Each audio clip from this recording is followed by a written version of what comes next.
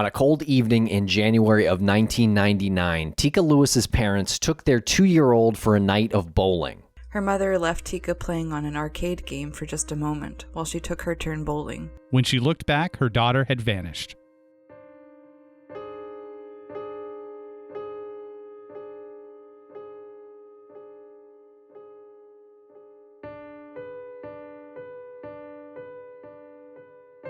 Welcome back to Missing. I am Tim, here today with Lance. Lance, how are you today?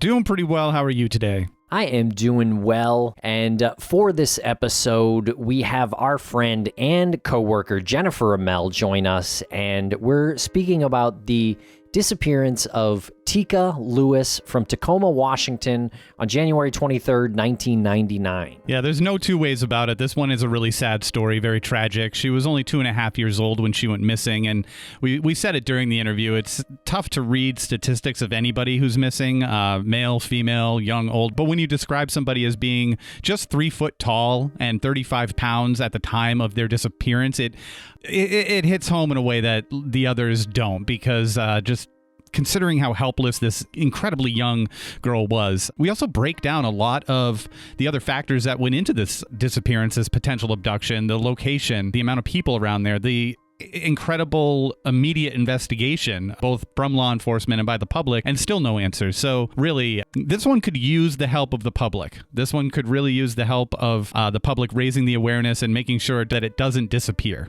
Absolutely, and this research was brought to us by Private Investigations for the Missing. You can get more information about that nonprofit that we are on the board of at investigationsforthemissing.org. And this research was done by volunteer Kathleen Studer. So thanks a lot, Kathleen. This is great work. And you're right, Lance, this one could really use the help of the public. So the Tacoma Police Department is the investigating agency. Their phone number is 253-798-4721. And the FBI is also still involved in this. So if you have any information, you could also reach out to your local FBI office. And as far as we know, the detective assigned to this from the Tacoma Police Department is Larry Lindberg. So if you're contacting the Tacoma Police Department, be sure to reference Larry Lindberg.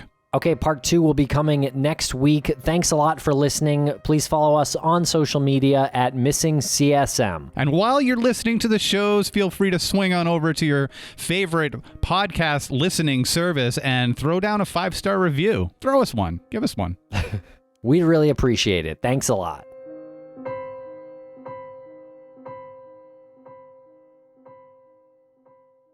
Welcome back to the podcast, Jennifer Amell. How are you today, Jen? I'm doing very well, Tim. Thank you. It's really good to have you on because I feel like I need you on this episode. Not like I can get through it with just Tim, but having you on this episode as we talk about the disappearance of a very, very, very young individual, Teekah Lewis. She disappeared in 1999, and she was 2.5 years old. And just the first few details of her as a person, just the description of her is heartbreaking. And then you get into the actual disappearance. I am grateful to have somebody on who we can sort of have an emotional round table with.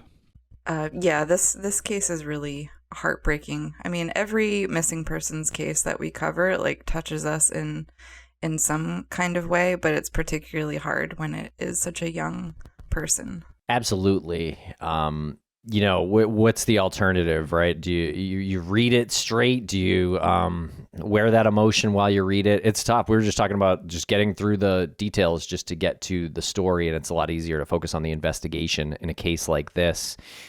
Jennifer, this research was done by a new researcher. Can you tell us who that was? Yes, we have a fantastic new researcher who's volunteering her time for Private Investigations for the Missing. Her name is Kathleen Studer. Well, thanks a lot, Kathleen, for putting this together.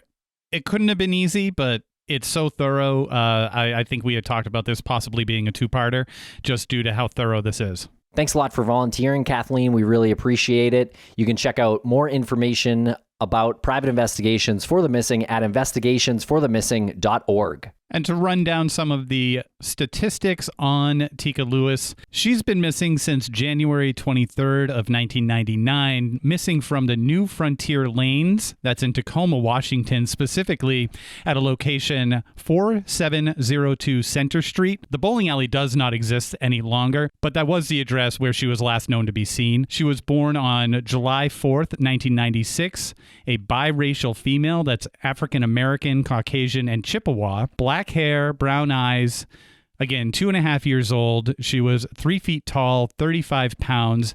Clothing at the time of missing, a green Tweety Bird sweatshirt, white sweatpants, black and white Air Jordan sneakers, and a clear purse with a fish design containing quarters and starburst. Jeez. That's really heartbreaking just to read what she was carrying around in her little purse. It's such a 2.5-year-old thing to have. Quarters and starburst. You can see that purse, right, in your head, like that the clear plastic. Yeah. It's the Tweety Bird sweatshirt that gets me. That detail. It's just so innocent. Mm-hmm. And distinguishing characteristic, she had some skin discoloration on her face and buttocks, eczema, pierced ears, and may require medical attention for asthma. She's classified as lost, injured, or missing. Teekah is the fourth of 5 children born to Teresa English. Teekah's father, his name is Robert Lewis, who is also the father to Teekah's younger sister by about 1.5 years, named Tamika. Teresa was 27 years old at the time of Teekah's disappearance, and Robert Lewis was actually incarcerated at the time of Teekah's disappearance at McNeil Island Correctional Center. He was serving a 4-year sentence and is not considered a suspect in her disappearance. And because Teekah was so young at the time of her disappearance, obviously age progression images, renderings can be found out there. They actually did a pretty good job, which I believe was done by the National Center for Missing and Exploited Children. There's age progression of her at 15 and at 17, which physically, characteristically, looks pretty good. Yeah. Yeah, it always amazes me how age progression is done. Sometimes you see really bad ones. These do appear to be good ones. Obviously, we don't know what Teekah looks like now, but it seems like it could be accurate.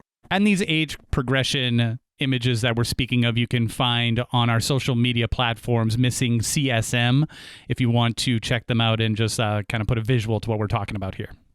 Okay, and the New Frontier Lanes bowling alley was located right off Highway 16 and not far from I-5 in the western part of the city of Tacoma.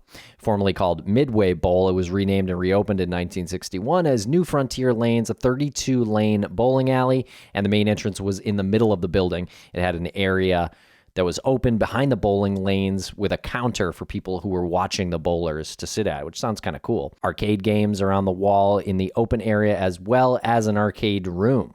But it closed in July of 1999 and was demolished by a development company that built a Home Depot and Jack in the Box in that location. Now, it's important to know the geography of the area and also the layout of the building as you described, Tim, because as you'll see later on as we talk about the circumstances of that evening and her disappearance, where the lanes were that the family was bowling at, where she was in that arcade, and how close she was to the side door, how close she was to access outside, whether she did it herself or somebody grabbed her and brought her outside, how that lays out in the parking lot. Also, how close it was to Highway 16. It is literally right off the highway. So very important to know the geography and the layout.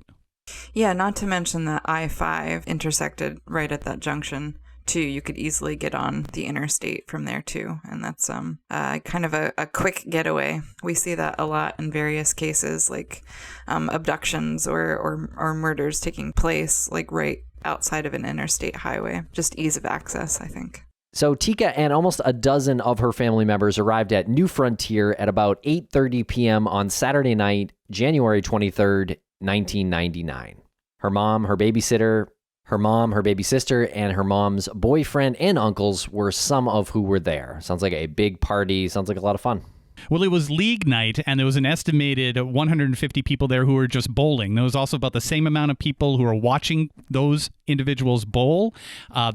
The parking lot was completely full, and with the sounds of the bowling happening and people gathering, you can imagine just how noisy and sort of chaotic the whole thing was. The temperature that day was around 38 degrees Fahrenheit, and the area had just received over like half an inch of rain that day. Keep in mind, this is Washington, so it's not out of the ordinary for a lot of rainfall. Teekah did not have a coat on at the time of her disappearance either. And Teekah's family and friends were bowling on lanes 7 and 8, which, can be kind of important because, as we discussed, one of the entrances was right in the middle. So they were somewhat in the middle of a 32-lane bowling alley. I think the layout of the bowling alley, I think they had lanes on both sides of the building with like kind of the food arcade area in the middle of it. And on the side that Teekah's family was bowling on, they were in the middle lanes, 7 and 8. And at the end of that lane was a cluster of arcade games, and that's where Teekah was sitting and occupying herself as her family was taking turns on the lanes. And at the exact time of the incident, Teekah was in that arcade area along the back wall, sitting in the seat of a car racing game called Cruisin' World. And she was too small to play the game, and her feet wouldn't even reach the pedals. And the game sat about 6 feet from a side exit door that opened up to the east side of the building. And here's where the sightings break down. Around 10:15, Teresa was standing near Teekah, but it was her turn to bowl. She asked her boyfriend to take over watching Teekah.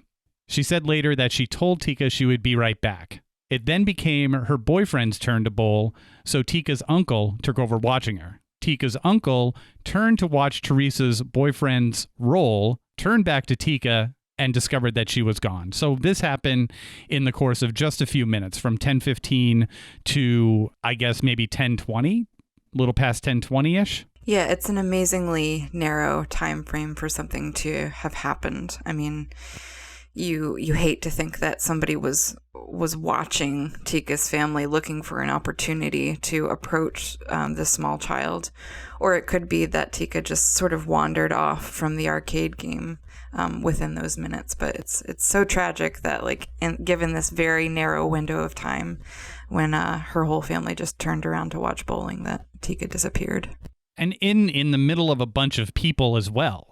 If someone was abducted, if a child was abducted, it had to have happened so fast that all of the bystanders, the onlookers, the bowlers, and including the 3 people that were assigned to watch Teekah never saw. It's whoever abducted her, or if she decided to walk away, she took the prime opportunity to do so. And it seems to me like they did as much due diligence as they could have, at least from their accounts, to watch Teekah. That, they were there to bowl, their turns came up, and they made sure that somebody was watching the girl. Yeah, whatever happened must have happened quick, and it is every parent's worst nightmare.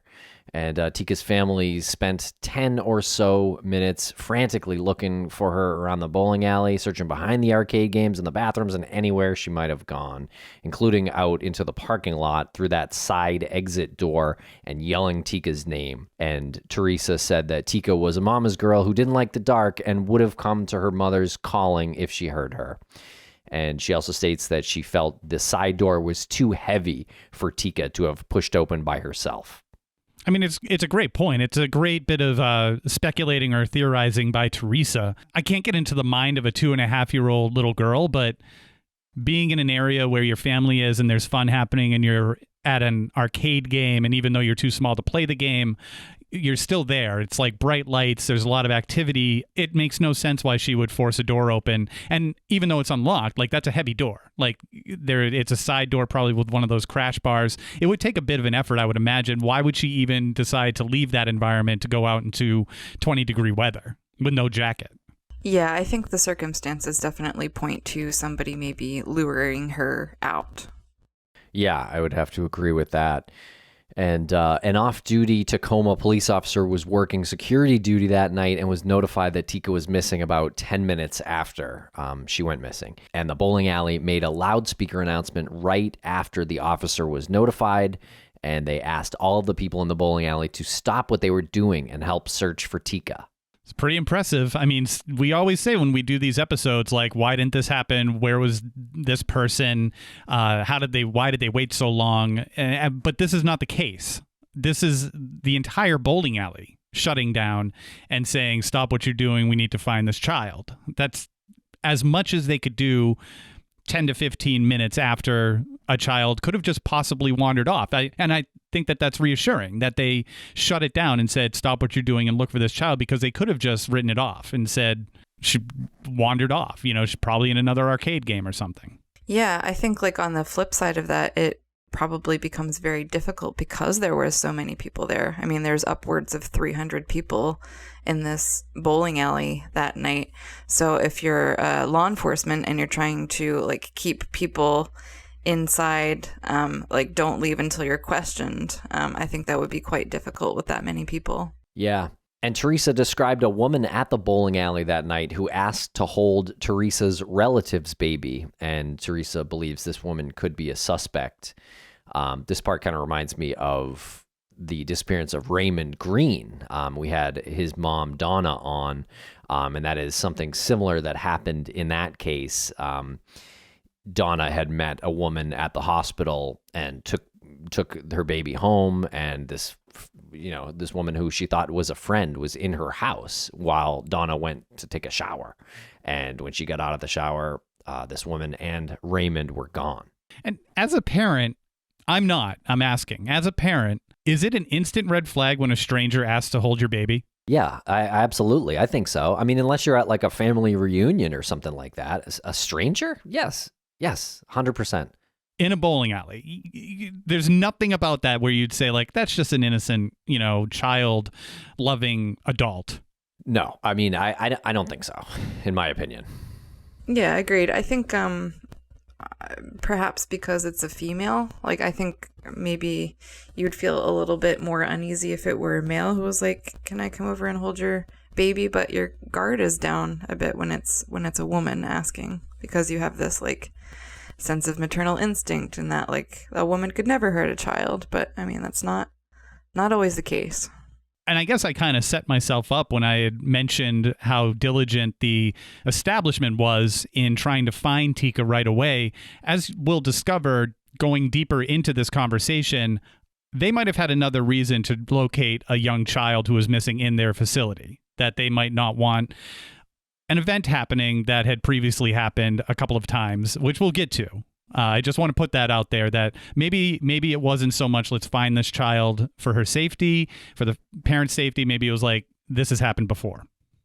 Well, you're right that the establishment, acted pretty quick. So maybe it was something that they were, I don't want to say used to have happening, but, it wasn't the most unusual thing. They marked off the parking lot within 15 minutes of her going missing, and the search began right then and there. I wonder if that's because they had an officer there already who was experienced in the protocol, like what should happen right after a child goes missing. I wonder if that officer wasn't there, if they would have the same response. That is a great point. That's a great point. Yeah, it struck me as good luck that he was there, that officer, or he or she, I suppose, but also that he or she was there on security detail. So maybe this was the establishment sort of thinking ahead a little bit. Well, there was an immediate search. For the next 15 hours, police, 33 search and rescue, which includes 8 canines, a helicopter with infrared camera, they all searched a 1.5 mile radius surrounding the bowling alley. So I'm guessing that they went like onto the highway and a little bit beyond the highway. It's not immediately reported to the news, but 2 dogs working were led to an overgrown area across the street right after she went missing. They did not locate anything of evidentiary value at the time, but 2 days later they went back to that same area that the 2 dogs had alerted them to originally and located some men's clothing that was rolled up into a ball. I'm wondering, like, why the dogs would have alerted to that. Like, would Teekah's scent be on his clothing? I guess it depends what kind of dogs, too. Yeah, I'm wondering what would make the dogs alert to that rolled up ball of men's clothing. They obviously wouldn't have the scent of any strange man that happened upon the area. So I'm wondering if the scent of Teekah was actually on that clothing. I think it depends what kind of dogs were used. If they were search dogs and they gave a search dog a sniff of a piece of clothing that Teekah, wore, then that would be the reason. I think if it's a cadaver dog, then that's worse news. But I would think this was probably search dogs at this point. Right. And if they introduced search dogs to all of this, I guess it goes without saying, they provided articles of Teekah's clothing so that the dogs had a scent of the person that they were searching for. But bear in mind that they didn't locate anything during that initial search when the dogs were led to that area. So maybe Teekah had been right there for a brief period of time, maybe a couple hours, and left her scent at that area, at that location before being taken away. I don't know if we can equate the scent being on those clothes. They went back without the dogs to that area for a further search and found the clothes the second time. Right. So you're saying like the clothes might be a red herring. They just happen to be in the area where Teekah was. Could be a red herring, or maybe they didn't see them the first time around, but I don't think the dogs would have been searching arbitrarily. I think if they were alerted to a location, it wasn't a false alarm, and her scent at one point had been there. Yeah, let's give you a little bit more detail about what this clothing consists of. It was a Boatworks navy blue wool coat. This was a size large. There were initials on the label, either an IS or a JS, which, thanks to the help of a tipster, was later determined to be the codes used by a local thrift store by the name of Value Village. There was also Lee dungarees, off-white jeans. They were a size 34 waist and a 32 length. There was a Columbia button-down flannel shirt. There's no size indicated, but it was blue and green over white with yellow plaid. It was determined that the clothing had not been there that long because it had no mold, which, as you might remember, we're in the Pacific Northwest. It's very damp, so I think that would quickly get relatively moldy if it had been there for long. And forensics apparently combed the clothing for fibers and evidence, but it was never reported publicly, at least, if there were any findings. I wonder how long the police had a presence in that area in those hours, in the day or two after. You know, I'm saying, like, if those clothes weren't there during the first search, who had the opportunity to put them there without the police noticing, if the police were still searching or if there were still even locals, volunteers searching? Yeah, agreed. Yeah, I wonder how someone could slip into that area if it was kind of crawling with search and rescue personnel. It's also impressive that 4 FBI agents on Sunday, the 24th, the day after the disappearance, 4 FBI agents were assigned to the case along with the Tacoma Police Department. Yeah, and they started interviewing and backgrounding patrons and employees of the bowling alley, as well as asking anyone who took photos to please turn them in. And they checked phone records of the payphones at the alley for clues, and they checked with local sex offenders. It was determined, unfortunately, that the surveillance system was not working the night of January 23rd, so there was no video to help with the investigation, which is completely frustrating. And I hate hearing that kind of thing. I feel like that happens all the time in these cases that we cover. Like, oh, the battery wasn't working or the thing was down or something like that. It's just frustrating. Please check your tapes, everybody. Any theories about why the FBI was so quickly involved in this? I think they jump on any case where it's this young of a missing person. Yeah. Kidnapping of a child, and also the area. It's not the most uncommon thing in that area. Yeah, because we know, like with other missing persons of adults that go missing, like there's always the question there if they could have willingly left their life behind. But with a child, you know, that's definitely not a possibility. Yeah, if she walked away on her own, she'd be found somewhere, and that's just the reality. We'll be right back after a quick word from our sponsor. And a thank you to our sponsors. Back to the program. And Teekah's family also brought a psychic into the investigation, the first psychic into the investigation, very quickly on that Sunday, January 24th. And so there's several psychics associated with the case. Yeah, I mean, I'm not sure if this speaks to the belief system of the Lewis family. But I think it definitely speaks to the state of mind of a parent who's missing their child. They will try anything to get information about their kids' whereabouts. Right. The hopelessness of the situation, the helpless feeling that they, I'm sure, feel. Yeah, you're right. You'd turn anywhere. Not sure how helpful psychics are going to be at that point, but I guess it can't hurt that much at that point. I don't know. Yeah, it can't hurt that much. And in addition to that, it wasn't like they were getting no attention from law enforcement. As we said, the FBI was involved, and now there's 11 FBI agents assigned to it. There's 32 Tacoma Police Department officers assigned to it. And on Monday, the 25th, they go door to door in the area. They're interviewing potential witnesses. Teresa English takes a voluntary polygraph, their first one. And at that time, approximately 120 tips have come into the tip line. So we're talking 2 days later. Yeah, this is a massive search effort. And I think by this point, the news outlets have probably picked up this story, and that's why they're getting so many tips in about this case. And I also want to note that Teresa took 2 polygraphs. Both of them have not been publicly revealed. The results have not been publicly revealed. That's a lot of tips to have come in, and at least they have a lot of officers and FBI agents working on it, so they could potentially even handle that amount of tips. It's really hard, I would imagine, to handle that amount of tips. And on Tuesday, January 26th, 50 volunteers from KUBE-FM, which is a local radio station, searched a 3-mile radius from the bowling alley, and search and rescue dragged a pond near the bowling alley, but not finding any clues.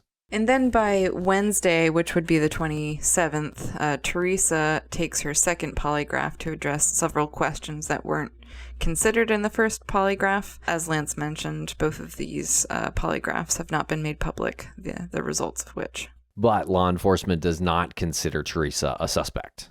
And the first candlelight vigil is held on that Sunday, a little over a week later, at the bowling alley. Approximately 500 tips at that time had been received. Yeah, and it was reported on February the 3rd that a psychic led police to an area just east of the Fort Lewis Army base. They searched the area but found nothing. This psychic was able to lead police to the body of a girl that was missing in 1996, so that's why the police kind of took this psychic up and followed their lead. But by the first week of February, 550 tips had come in and 300 people had been interviewed. Even with all of these tips and all of these interviews, police did not have a suspect, and Detective Fiardo stated Teekah vanished into thin air. Well, that's not true. And I'd like to know more information about the psychic that led police to the body of a girl that was missing in 1996. And to my knowledge, this would be one of the only documented cases of something like that happening. So yeah, I would like a little more info on that. That's interesting. I realized that the detective who made that comment, she vanished into thin air, probably didn't realize what the gravity of saying something like that is when that detective said it. But reading it just on paper and hearing it later on, someone verbalizing it, it really gives you the sense that hope has been lost. When someone in law enforcement makes a comment that isn't based in reality, you know, she disappeared into thin air. Like you said, Tim, that didn't happen. No one disappears into thin air. It's a figure of speech. Probably didn't mean it. Definitely didn't mean it in that way, but should have been a little more selective when delivering quotes to the media. Yeah, you're right. And I really mean to be hard on the detective, in saying that it's not true. And I think to your point, it's a great point, actually, that law enforcement just doesn't say things like that unless this is something that they have no trace of. Yeah, it's a very disheartening comment. I can't imagine being Teekah's family and reading or listening to something like that. It's like, well, she didn't, yeah, so that's a great go point. back and do your job. No, you're right. I would be furious, to be honest. Yeah. As a human being, I mean, that kind of is probably his or her experience investigating the case. Definitely. So let's go through some of these tips. Not many of them were made known to the public, but 1 year after Teekah went missing, at the time of the first annual candlelight vigil, it was revealed that one of the tips was from a 17-year-old that was at the bowling alley that night and saw 2 men standing near a girl around the time Teekah disappeared. This teenager stated that it looked like they were following her. this teenager described them as one man being between 30s and 40s, about 5'11", 200 pounds, with brown hair and a thick mustache and a pockmarked face and a big nose. That seems like a memorable person to me. The other guy was also between 30s and 40s. He was about 5'9", 200 pounds, with long black hair, dirty jeans, and a gray jacket with a sports logo. I'm not sure if these two men have ever been tracked down. I'm sure police got a good handle on who all was there at the bowling alley that night, because I mean, there were so many people. I suppose it would be easy for these two men to slip out unnoticed, especially before the alarm was raised. But I do wonder if they were ever located. Yeah, the pockmarked face is an interesting characteristic. I had to look that up, and it's sort of like I guess, like craters in your face a little bit, maybe from chicken pox. Is that probably where the term comes from? Yeah, typically it's from like a pox, like smallpox, chicken pox, but chicken pox is usually when you get the scars. Yeah, or like terrible acne too will lead to that. But it's really interesting that someone can pick up on that. It either speaks to the teenager's really incredible wherewithal, like sense of where he is, and it really speaks to the teenager's presence, his wherewithal. Either the pockmarks were so bad that he noted them instantly, or he was close enough to see it. A combination of those two, and then remember it and be able to make that description, right down to like a large nose, a thick mustache. Like there's something about this person that stood out where he cataloged the details. I wonder how soon after Teekah's disappearance that this witness statement was taken. I mean, if it was the day after or even the night of, then I would definitely give this some credence. Like, I imagine that I would notice too, like two men who don't necessarily look like Teekah, who are paying her attention or even following her. I would definitely remember a scene like that. For sure. It sounds like a pretty good tip, and it sounds like it wasn't really made public that this was information until a year later. So you're right. This tip could have come in at any point between Teekah's disappearance and a year later. So I would say the earlier the better on that, obviously.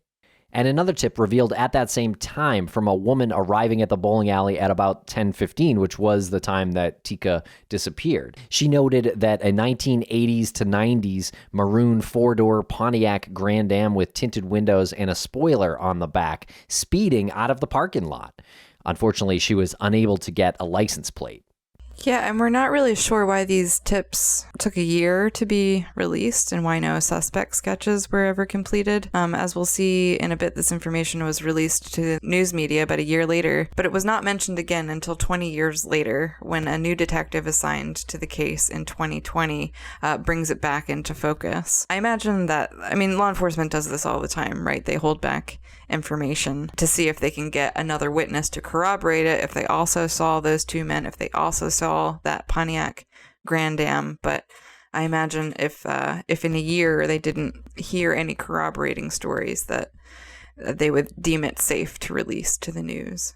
And the investigation continues, but unfortunately goes cold. The reward for information regarding the disappearance of Teekah eventually grew to its current total of $27,000. The Tacoma Police Department and the FBI ran parallel investigations, one focusing on the family and one on strangers, which is, again, reassuring to me that they were working hand in hand with the police department and saying, we'll work on this, you work on this. During this time, there were reports of sightings of individuals that looked like Teekah. Unfortunately, none of them were her. She was highlighted on America's Most Wanted 3 separate times in 1999, January 30th, February 6th, and September 4th, which, again, is very impressive to me. And on May 10th in 2001, it is reported that there was a body of a young African-American girl found in Kansas City. And Teresa didn't feel like it was Teekah, and about 2 months later, DNA ruled Teekah out of being that Jane Doe, and the body was referred to as Precious Doe. Precious Doe is eventually identified several years later as Erica Michelle Marie Green, a 3-year-old child, and her mother and stepfather were later convicted of her murder. Oh God, that's horrible. Yeah, it's important to mention here because like sometimes you would see in various articles or whatever that a doe had been found in Kansas City and might be linked to her case, but we know that's not the case now. And then in the early 2000s, the property next to the bowling alley was developed. As we mentioned before, it became a Home Depot and a Jack in the Box. But the Tacoma police believed that Teekah's body would be found as this area was excavated. But that property, as well as the property that the bowling alley was on, was excavated and developed, and nothing of evidentiary value was found. Does anyone else find it lazy theory? To me. Yeah, does anyone else find it strange that the police would believe that the body would be found right there, like someone abducted her and then buried her right there? Yeah, like unless this was an employee who like buried her in the basement or something like that. What are you talking about? This sounds like a pick up the couch cushions kind of thing and see if you find, a quarter. Your car keys. This is ridiculous. Yeah. Yeah, agreed. I mean, unless I could foresee perhaps a situation in which Teekah wandered out on her own and maybe was hit by a car on the road or in the parking lot, and I don't know. It doesn't seem like it seems like there was such an extensive search of the property where the bowling alley was on that they would have found something if there was anything to find. But as we know, nothing was found. Right. And this was in the early 2000s, so a couple of years later. You don't just when you're redeveloping land, you don't just like stick a shovel in the ground and start going. Like you have people out there surveying the land and marking off areas that they're digging. Come on. Like, if something was going to be found, it would have been found during the searches or during the exploration as they're getting ready to redevelop that land. Yeah, I guess that is another one that kind of speaks to the hopelessness of the case. And sure. The police were sort of left with no answers there if they're, expecting her to be there at that point. And verbalizing that, whether they're verbalizing that to friends, family, or the media, they're still having those thoughts strong enough where they verbalize it. And then in April of 2006, it is reported that a private investigator was hired by Teekah's family, and they found a girl in Texas that may have been Teekah. And Teresa sees a picture of the girl and believes that it is Teekah, which you can imagine would be a pretty emotional moment. And the woman that was with the girl in the photo looks like someone that was at the bowling alley. And further investigation, though, reveals that the birthmarks do not match Teekah, and DNA finally proved that this girl was not Teekah. So that's enough time, I think, to pass where a parent who's desperate to find their child might see similarities in a very similar looking child who is now 7 years older and not seeing past the realities of, the situation, even seeing someone in the picture and saying that looks a lot like a person that was at the bowling alley that night. Like people are very similar looking, especially years later. Yeah. And I think grief definitely plays a part in this too. Grief can make you believe things that you otherwise wouldn't in a more reasonable state of mind. But I imagine for so long, going so long without any answers, you're kind of willing to stretch your imagination in any direction that would provide you answers. For sure. Yeah, back to that Donna Green interview that we had about missing Raymond Green. She had an experience very much like that. She thought there was a boy that was Raymond Green, turned out to not be him. And I would bet that in every case of a missing kid that there's a moment like this for the parent. And Teresa still maintains that. At least in 2009, she stated that she believes Teekah is alive and with one of her ex-boyfriends, one of Teresa's ex-boyfriends, and living with him in Florida. And it's a really interesting reason why she would believe this. Apparently, the man's mother, the ex-boyfriend's mother, had asked Teresa if she could have Teekah before Teekah disappeared. So she proposed that she takes Teekah because she wanted to have a girl. And she didn't have a girl, a daughter. As a parent, again, is this a red flag? I mean, yeah. I mean, unless there's like some scenario, I know they had a lot of kids, unless there's some scenario where you're not able to care for your children, yeah, absolutely. This is a huge red flag. And thankfully, Teresa told her no, said, quote, "No way, she's my daughter." And she hasn't heard from the ex-boyfriend since March of 1999. And it's not like this ex-boyfriend is Teekah's father either. Like, can I just have your child? What kind of question is that? Well, that's a great point. Yeah, this isn't an ex-boyfriend that is the father. This is an ex-boyfriend that was acquainted to Teekah. Yeah, and Teresa stated that she hadn't heard from this guy since March of 1999. Detectives stated that they did have a person of interest in 2009 in Florida and went there to speak to him.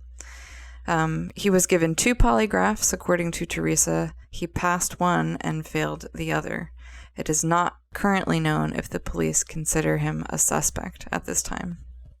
But they traveled all the way to Florida from Washington State to interview him twice, or at least once. He was given 2 polygraphs, apparently. So that's pretty compelling. And I assume this is the same person, Teresa's ex-boyfriend, and the person they interviewed. Yeah, we don't have like a clear confirmation from law enforcement that it's the same person, but like who else would it be in Florida? It's really interesting. Do they ask the same questions on a polygraph if you pass it and then fail it? And is it known whether he failed it and then they gave it to him again and he passed it? Or did he pass and there was something about his behavior or something that made them give it to him again? Or we don't really know the order of the two, do we? I mean, I think if he passed with flying colors, he probably wouldn't have been given a second one. Yeah. And I would bet that there are some repeat questions just to establish a baseline.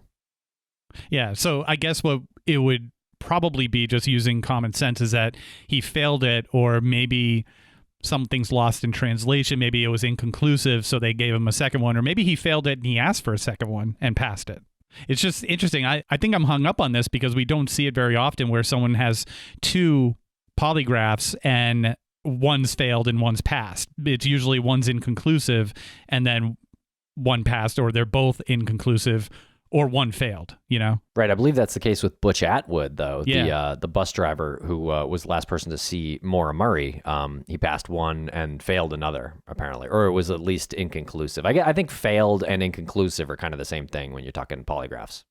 Yeah, potentially. I mean, there are so many factors that go into polygraphing someone. I mean, especially if you did fail one and you are innocent, like, you would probably be quite emotional and quite anxious the second time you might pass one. Yeah, I don't know if the police can really use the word failed, publicly at least, because it just implies guilt, So I think inconclusive, they would tell the media or something like that. But internally, they could definitely say, this is guilty, this is suspicious as hell. Yeah, I think if anything, polygraphs should not be viewed as a science. I know we've said this a million times, but they should be used as a psychological tool with a suspect. On January 29th, 2010, it was reported that a man that attended that year's vigil approached Teekah's family and told them that he had visions that Teekah was buried in a garden at Point Defiance Park. And Teresa notified the police, who dug up the garden, which is, I can't even believe they amazing. Followed. Yeah, but they did not find anything. That's amazing. Isn't this amazing to you that she went to the police and said a man had a vision, and then they go into what I guess is a city-owned park and dig up a garden? Yeah, I think that's sort of what we were talking about before. It's almost like akin to a confession if they were, you know what I mean? Like, I think they searched it because they thought this was maybe a suspect, not because they thought this guy was a great psychic and Teekah's really there. Amazing, though, that they even took it to that point instead of writing it off. A suspect or somebody told this guy something, and who knows why he did it, but I'm still just really, we're talking 11 years later. Right. And do you think they brought cadaver dogs to the park first and they got a hit or something? Because it seems like just going right to digging based on a psychic tip is a bit extreme. So I would think they would bring dogs out first. Yeah, I would imagine. They brought dogs out hours after the disappearance itself. No, I think it's quite amazing that they dug up Point Defiance Park just on the basis of this guy's vision. And as we continue through this case, there are several other tips that the police took seriously. I think we're going to end here and come back in for part 2 as we dive deeper into Teekah Lewis's disappearance.